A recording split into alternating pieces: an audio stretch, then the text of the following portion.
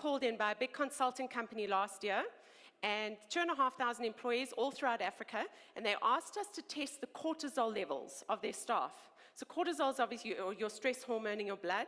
And do you know that the average cortisol level of those 2,500 people who live in Johannesburg and in Africa in 2015 was the same as soldiers on the front line of battle during the Second World War?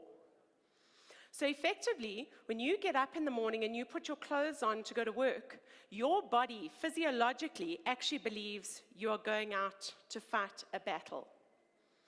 So I've got a very short time with you here this morning, but I want to share two things. I want to speak to you about stress, and I want to speak to you about mindfulness.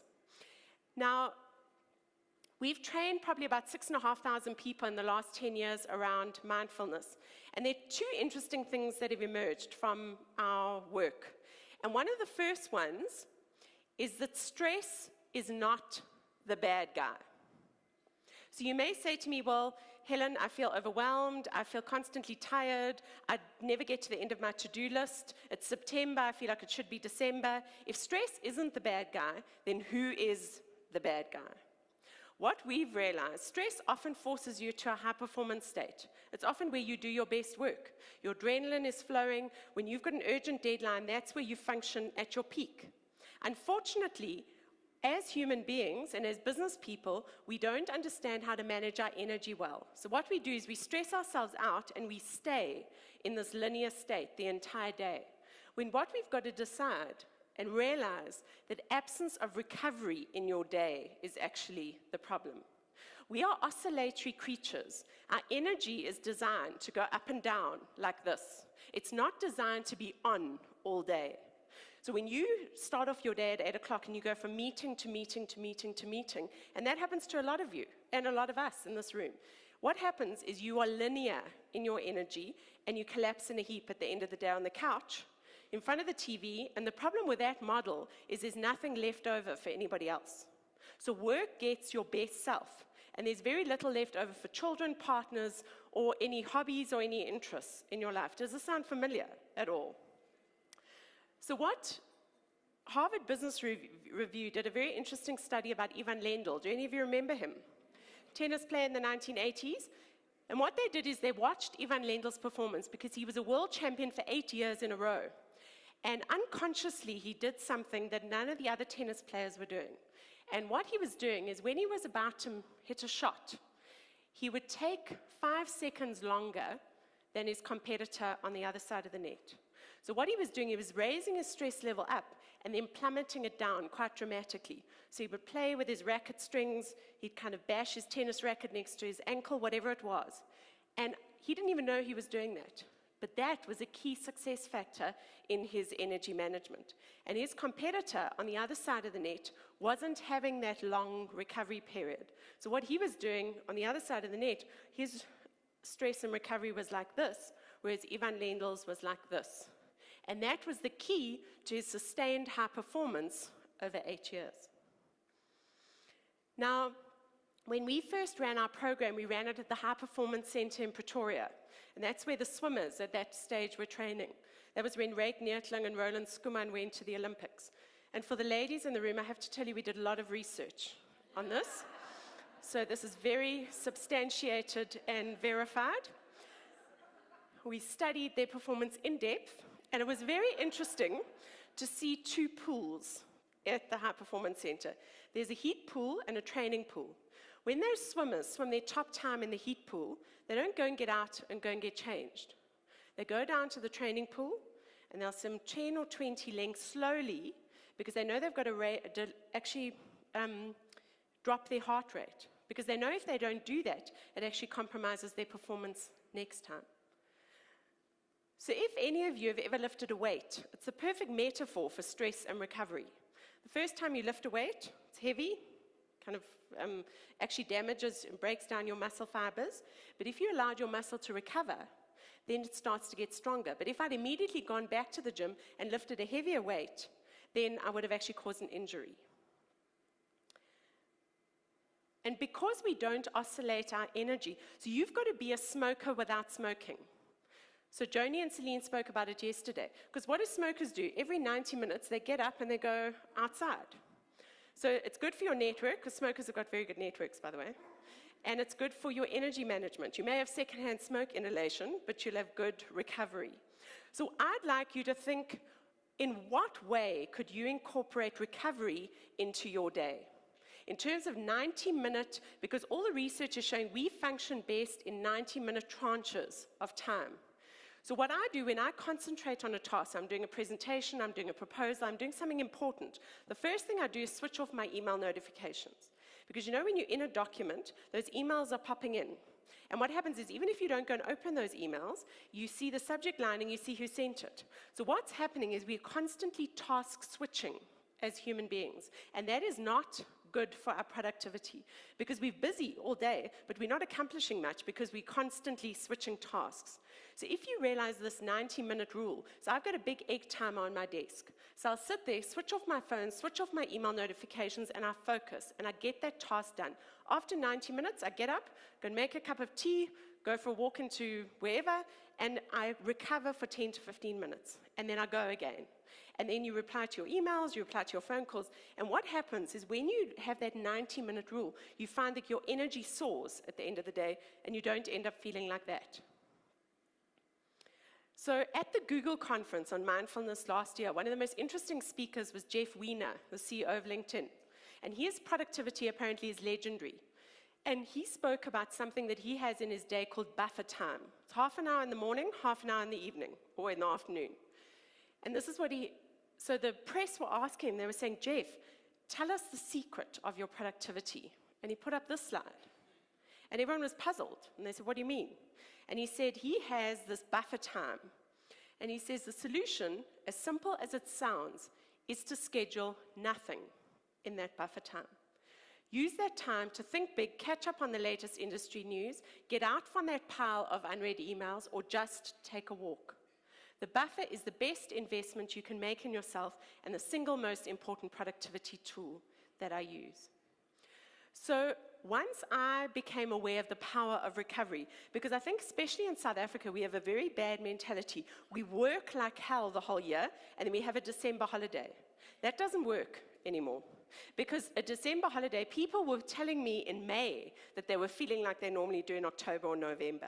So you've got to schedule little small recoveries during your day, at your weekend, and like every 2 or 3 weeks. So I'd like you to think of one way in which you can incorporate recovery into your day and turn to the person next to you and tell you what that way is. How can you have some recovery time? Use my car as a hub of recovery. I don't speak on the phone unless it's absolutely necessary, and I've got a hands-free thing. What I do is I put on Classic FM, because what that does, it lowers my cortisol levels, and it creates that recovery time, so by the time I get ready to arrive at my next meeting, to engage with my children or whoever else I'm engaging with, I'm ready then because I've dipped my energy, and then you're ready to rock and roll when you get home. Right. We're now going to move, when I was at the Google conference, and why I wanted to include mindfulness in this agenda is because there are big links between stress management and mindfulness, I think which are fairly self-evident.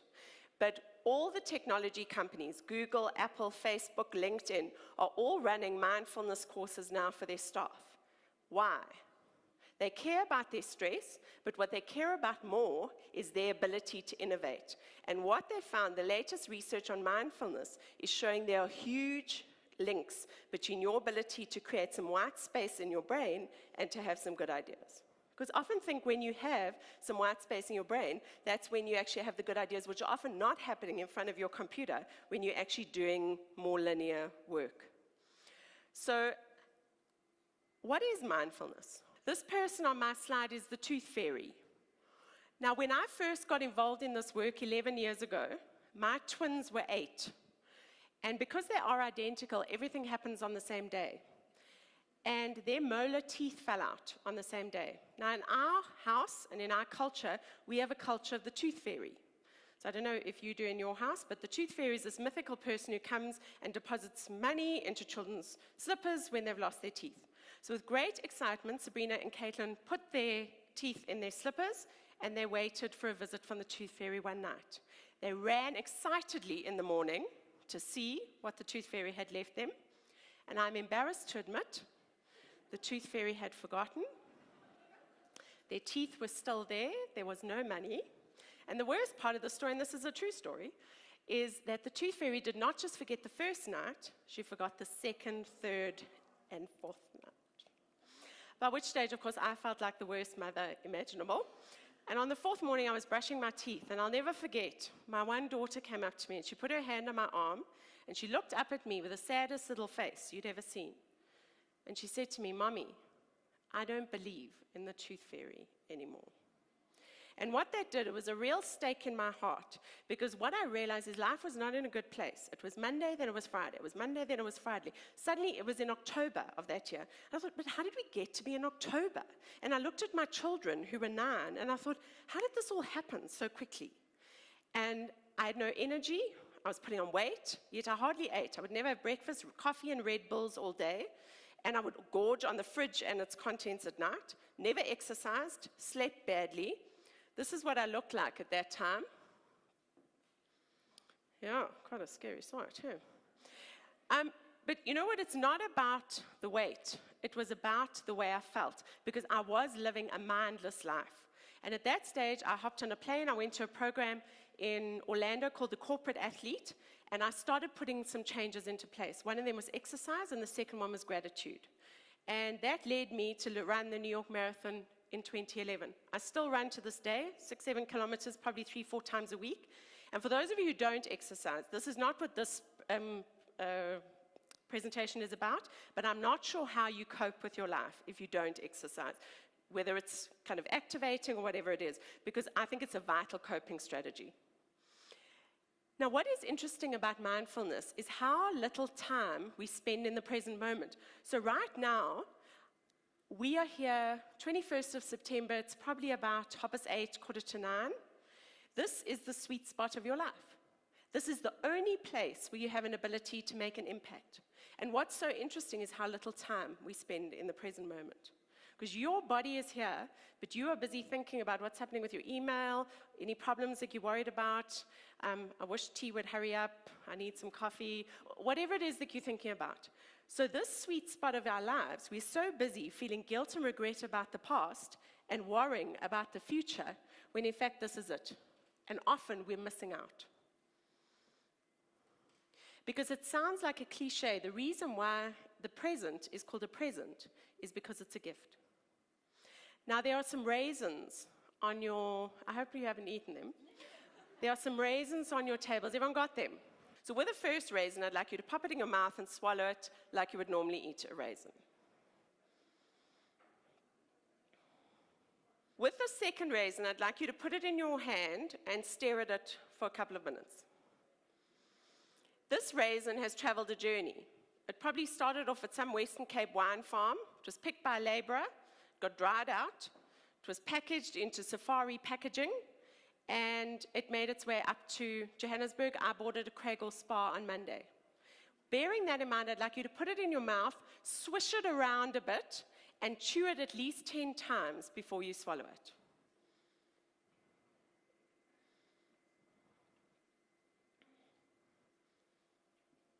Generally, you find it's either sweeter or you've more textured. So I keep 2 raisins in my purse. So when I open my purse to take out money or my card or whatever it is I take out, because raisins are there to remind you, Helen, pay attention. Are you in your life? Are you knowing that it's Wednesday today, and are we all, is my body and my head and my mind all in the same place? So that's really, in many ways, it's a metaphor for mindfulness, because many of us are living our life like the first raisin, going through rote routines, whereas when you live your life like the second raisin, it's as if you turned a dial on your life. If any of you remember black and white TV, where then some of you got color TV, and then you got HD Technicolor TV. That is what mindfulness does to your life. It actually increases that dial, so you are fully present, you notice things more, and you actually live a richer and juicier life. Now, this is an awful, awful story, and I don't want to dwell on it too much, but there are some very important lessons. Some of you may remember the story. It happened in 2008. This guy is a professor at UCT, and unexpectedly one morning he had to take his 18-month-old child to school. His wife normally did it, and she was busy that morning. So what happened is he put the child into his car seat, and the little boy was asleep. And he was so busy thinking about his day, he drove straight past the school, went and parked his car at the lecturer's car park, left the little boy in the back of the car, and he went off about his day. 3-4 hours later, the alarm was raised, and the child was dead in 46-degree temperatures at the back of the car. And it's an awful story. And I'm not telling it to you for the horror factor. I'm telling it to you because there was an interview that I watched of this guy being interviewed afterwards. And he said he believes that life is like a dashboard. We've got red flashing lights. And he was not paying attention because when his students were interviewed, they said he was a good guy. He appeared extremely busy. He was often forgetful. He's forgetting stuff. He just strikes me as a busy guy. That's just how he is. And one of the questions that I have for you here this morning is, are there any potential red flashing lights in your life? We don't lose our marriages overnight. We don't get resignations from our team overnight. People are unhappy for a long time before they resign. Our health, we don't lose our health overnight. I did this session for a bunch of cardiologists the other day, and they said there's not one person who has a heart attack that did not have symptoms at least a year before. So what happens when we ignore our body? So are there any red potential flashing lights? Because when you live a more mindful life, you pay attention. So you know what is actually happening around you. So I'm very aware that I've got time limitations, but I want to leave you with this. I want to give you 4 quick win strategies to say how can you be more mindful in your life right now. You do have this presentation. The first one is understanding the perils of multitasking. People, no one can multitask. What happens is we multitask, we just do a whole lot of things badly. Not women, not men, not anyone. Our brain is a single processing unit. Secondly, having barriers around technology. And that's why we have been strict about the laptop rule. A, it disturbs other people, but B, it's a gift to yourself to be here for these 2 days. Give yourself permission to be present.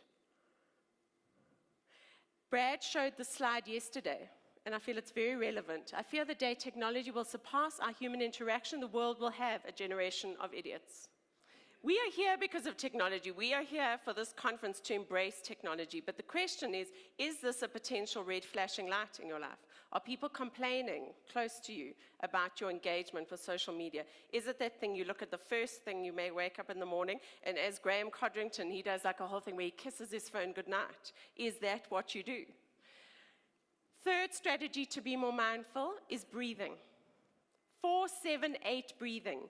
In through your nose for 4, we're going to practice it during the course of today. But breathing, meditation, whatever you want to call it, is an important way to get your head and your body into the same place at the same time. So just breathe. And my favorite one is gratitude. I keep a gratitude journal, and I was very tired last night after yesterday, as I'm sure you were, but I wrote in my gratitude journal, and this is what I wrote. I'm grateful for my girls, Michael, and my family and friends' health. I'm grateful for the beautiful South African spring weather. I lived in Dubai for 5 years, and let me tell you, we have amazing weather. I'm grateful for yesterday going off really well. I'm grateful for the amazing energy and people in this room. I'm grateful for the brilliant support I had from Baden and Precious, from the Accelerated Learning and Catalyst team, the incredible speakers, Celine and Joni, and all the people that have helped put this on. I'm grateful for the tribe of people who made this happen.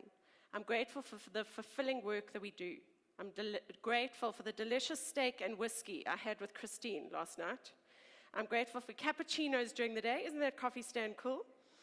And I'm grateful for my bed and my bath. I love my bed and I love my bath. And this changes your brain. Because our thoughts are very negative naturally.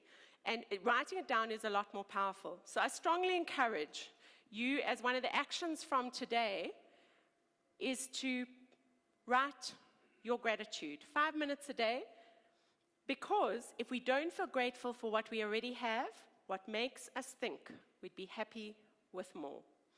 And in closing, I love this quote by the Dalai Lama. When asked him what surprised him most about humanity, the Dalai Lama answered, "Man sacrifices his health in order to make money, then he sacrifices money to recuperate his health. Then he is so anxious about the future that he doesn't enjoy the present. The result being that he does not live in the present or the future, He lives as if he's never going to die, and then dies having never really lived.